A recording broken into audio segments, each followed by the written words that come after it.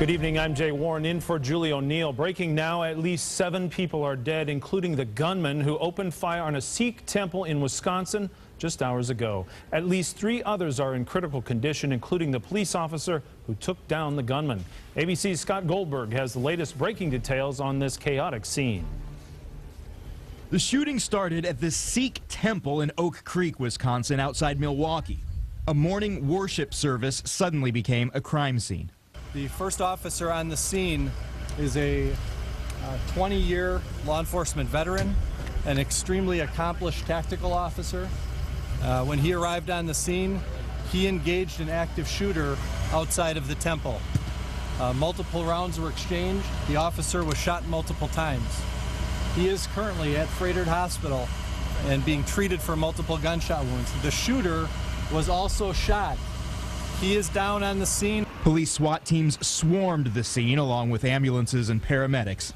The tactical personnel who have gone through the scene have initially identified what they believe to be 4 deceased inside of this temple and 3 deceased outside of the temple, one of whom is the shooter. It stopped a tragic event that could have been a lot worse. There was a service going on with many people at that location. Family members could only stand in anxious groups waiting for word of their loved ones. There's some people on the way to the hospital, and the information we don't get, nothing yet. Must be completely agonizing. It's totally agonizing. One thing is certain, this investigation is just beginning. There are multiple agencies involved here, both local, state, and federal, and we're all trying to coordinate the response here. Scott Goldberg, ABC News, New York. Word of the shootings came as members of a local Sikh temple were in the middle of a service. They immediately organized a prayer service for this evening. 9 News reporter Amy Wattas is live in Westchester with the latest. Amy?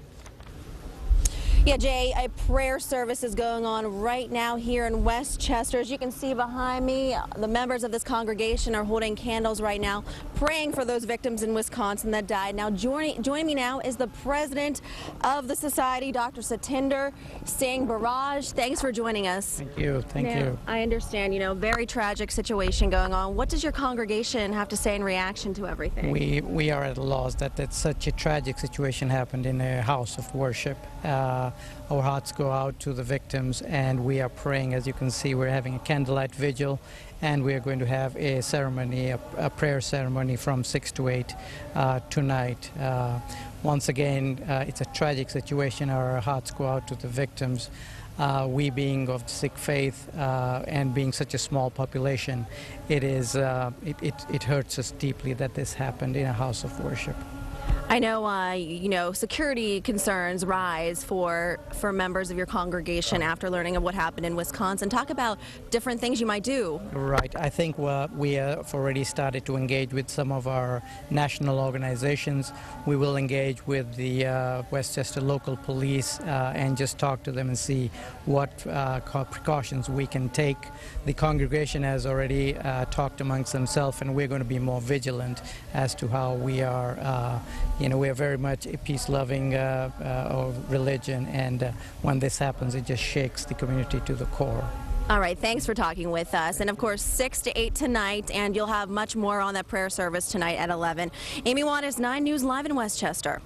Thanks, Amy. Information regarding the shootings at the Wisconsin temple continues to come in. We'll have updates throughout the evening on WCPO.com and, of course, tonight on 9 News at 11.